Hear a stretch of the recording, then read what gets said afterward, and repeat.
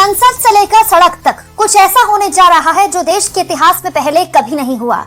आने वाले 10-15 दिन आप कह सकते हैं कि इस सरकार के लिए और चुनाव आयोग के लिए बड़े राहत वाले हैं, क्योंकि उसके बाद जो होने वाला है वो चुनाव आयोग और इस सरकार के लिए भारी टेंशन वाला है।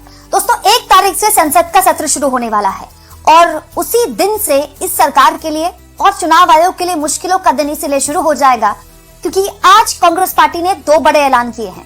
आज कांग्रेस पार्टी के 12 राज्यों के अलग अलग नेताओं को दिल्ली बुलाया गया। अलग अलग पदों पर मौजूद ये नेता थे। कोई अपने राज्य का प्रदेश अध्यक्ष था, कोई प्रदेश प्रभारी था। यूथ कांग्रेस के नेताओं को यहाँ बुलाया गया था। आप कह सकते हैं कि एक तरह से कांग्रेस के जो संगठनात्मक तौर पर काम करने वाले नेता थे, सबको यहाँ पर बुलाया गया था। और इस मीटिंग के बाद 2 बड़े फैसले लिए गए हैं। एक, सड़क पर अब चुनाव आयोग का जबरदस्त तरीके से विरोध और इस विरोध के बीच जनता को जागरूक करना। 2, संसद में सरकार के लिए एक बहुत बड़ी मुश्किल पैदा करना। दोस्तों, 1 तारीख से वैसे संसद का सत्र है। बड़ी अजीब बात है, संसद का जो शीतकालीन सत्र है वो नवंबर के 2nd हफ्ते से शुरू हो जाता है, लेकिन इस बार सरकार ने संसद का सत्र कितना लेट शुरू किया। बिहार चुनाव की वजह से पहले माना गया लेट हुआ, लेकिन अब तो चुनाव के नतीजे आ गए। टेक्निकली 14-15 तारीख के बाद संसद का सत्र शुरू हो जाना चाहिए था, लेकिन अब नहीं हुआ। 1 तारीख से हो रहा और इस बार का सत्र बहुत ही छोटा रखा गया। ठीक है, अमूमन 1 महीने का होता है, इस बार बहुत छोटा रखा गया है। क्यों? क्योंकि सरकार जानती थी कि वो कई मोर्चों पर घिरी हुई थी। एक तो वोट चोर के नारे, दूसरा SIR, तीसरा दिल्ली में अभी आतंकी हमला हुआ है, आत्मघाती आतंकी हमला। मतलब देश की राजधानी दिल्ली में उस वक्त आतंकी हमला हुआ जब अभी ऑपरेशन सिंदूर हुए 6 महीने का वक्त हुआ था। इसीलिए सरकार ने संसद के सत्र को थोड़े दिन तो टाल दिया, लेकिन अब ये मुश्किल और वो नहीं टाल सकती, क्योंकि कांग्रेस पार्टी की तरफ से आज ये फैसला लिया गया है कि एक, संसद के अंदर इस पूरे मुद्दे को लेकर जबरदस्त तरीके से आंदोलन किया जाएगा। संसद सत्र में सरकार के लिए बहुत भीषण परेशानी कांग्रेस पार्टी खड़ी करेगी। क्यों? क्योंकि वो कर सकती है, उसके पास विपक्ष के सबसे ज्यादा नेता हैं। दूसरा, सड़क पर दिल्ली के रामलीला मैदान से एक बड़ा आंदोलन शुरू किया जाएगा। दोस्तों, मैं आपको कई दिन से ये बात बता रही हूँ। इनफैक्ट मैंने आपके सामने सबसे पहले ही खबर रखी थी कि राहुल गांधी चाहते हैं कि दिल्ली के रामलीला मैदान में एक बहुत बड़ी रैली का आयोजन किया जाए। हालांकि इस रैली में कांग्रेस पार्टी की ही मौजूदगी होगी या विपक्ष के दूसरे नेता भी होंगे, इट्स टू अर्ली टू से। लेकिन कांग्रेस पार्टी मन बना चुकी है कि प्रदेश के अलग अलग प्रदेशों के नेताओं को एक्चुअली बुलाया ही इसलिए गया था मीटिंग में कि आप तैयार हो जाइए, अब जो लड़ाई है सीधे आर पार की होगी। और इस लड़ाई में कांग्रेस पार्टी शांतिपूर्ण तरीके से न केवल देश भर में धरने प्रदर्शन करेगी, बल्कि दिल्ली के रामलीला मैदान में एक बहुत बड़ी रैली का भी आयोजन किया जाएगा। अच्छा, 2 महीने पहले प्रियंका गांधी द्वारा ये वीडियो भी शेयर किया गया था। एक signature campaign already Congress party चला रही है। 5 करोड़ लोगों के इसमें हस्ताक्षर लिए जा चुके हैं। कहने वाले ये भी कह रहे हैं, और मैं भी आपको ऐसी खबर दिखा चुकी हूँ कि इन लोगों के हस्ताक्षर सहित पहले रैली होगी और रैली के बाद जो सिग्नेचर कैंपेन में 5 करोड़ लोगों के हस्ताक्षर हैं, ये राष्ट्रपति को सौंपा जाएगा। तो हो सकता है कि क्योंकि LOP है राहुल गांधी, तो LOP के तौर पर राष्ट्रपति से मिलने चले जाएं।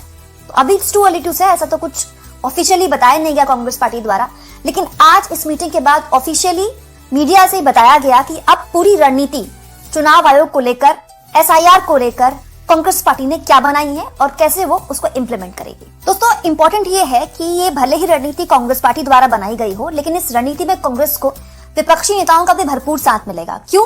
क्योंकि सारे विपक्षी नेता को अगले साल, मतलब मुश्किल से 1 ही महीने का वक्त है, अगले साल में 1-1.5 महीने में अपने अपने राज्यों में चुनाव देख रहे हैं। सबसे भीषण जो SIR को लेकर गतिरोध है वो एक्चुअली में हो रहा है पश्चिम बंगाल में। पश्चिम बंगाल में TMC सीधा एक्चुअली में BLOs जो अधिकारी हैं चुनाव आयोग के, उनसे उनके कार्यकर्ता सीधे आमना सामना हो रहा है उनका, और TMC लगातार SIR का विरोध कर रही है। तो संसद में अगर इस पूरे मामले में कोई गतिरोध पैदा किया जाता है तो कांग्रेस पार्टी को कम से कम संसद के अंदर तो TMC का साथ मिलेगा ही मिलेगा। अब आ जाते हैं दूसरे विपक्षी दल की, कहां पर दोस्तों? DMK की।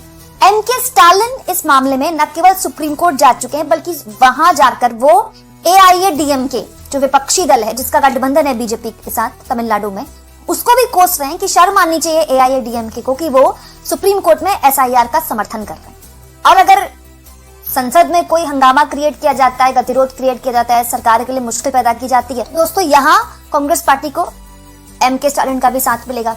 दूसरी सबसे बड़ा दल है दोस्तों समाजवादी पार्टी।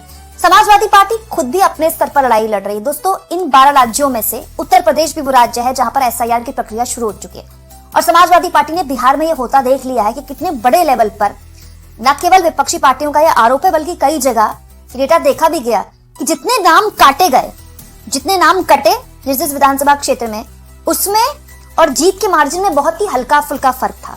मोस्टली वही नाम काटे गए जहां पर विपक्षी दलों के वोट ज्यादा होते हैं। हालांकि इसके लिए बकायदा अखिलेश यादव ने पीडीए प्रहरी खड़े कर दिए हैं, जो कि वॉलंटियर्स हैं, कार्यकर्ता हैं, जो एसआईआर को लेकर लोगों को जागरूक कर रहे हैं। लेकिन अखिलेश यादव भी जाहिर तौर पर एसआईआर के लिए बोल चुके हैं कि दरअसल एसआईआर के जरिए वोट चोरी नहीं, बीजेपी डकैती कर रही है, डकैती, खुलेआम डकैती है। तो अगर संसद के अंदर कोई गतिरोध पैदा किया जाता है कांग्रेस पार्टी द्वारा, तो ये बात कहना गलत नहीं होगा कि विपक्षी पार्टियां, जो बड़ी विपक्षी पार्टियां हैं, उनका भी जबरदस्त तरीके से साथ मिलने की उम्मीद है।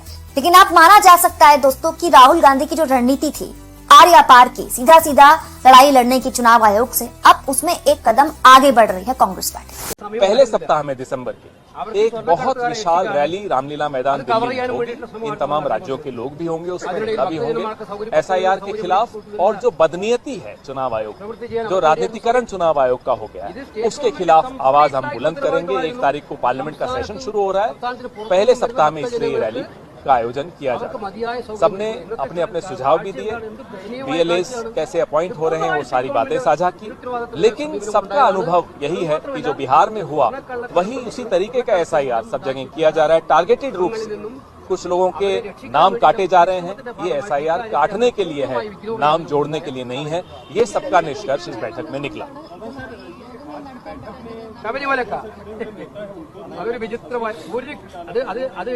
जो भी हमारे पीसीसी प्रेसिडेंट, सीएलपी लीडर्स हैं, जो सीधे तौर पे इस एसआईआर एक्सरसाइज से जुड़े हुए हैं, वो सब मौजूद हैं।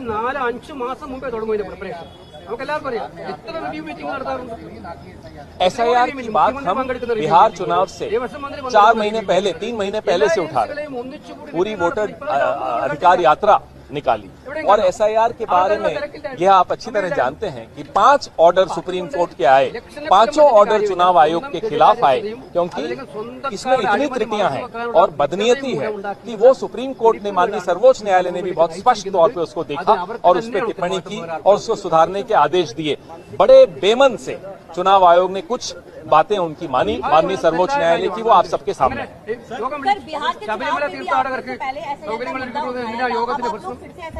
क्योंकि एसआईआर का मुद्दा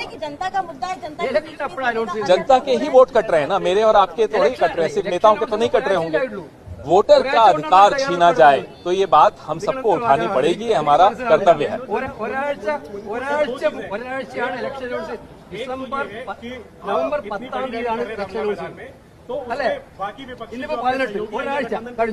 ये कांग्रेस का एक हस्ताक्षर अभियान था, 5 करोड़ हस्ताक्षर हुए हैं पूरे देश से। ये कांग्रेस का अपना पार्टी का अभियान है और ये पार्टी की रैली है। जो हमें अपनी तैयारी करनी है उसकी बैठक में उस पर चर्चा हुई, लेकिन जो चुनाव आयोग की नीयत के चलते जो हम सामना कर रहे हैं, अलग अलग राज्यों में जो सामना कर रहे हैं, उसके बारे में चर्चा बहुत आवश्यक थी, जो की। धन्यवाद।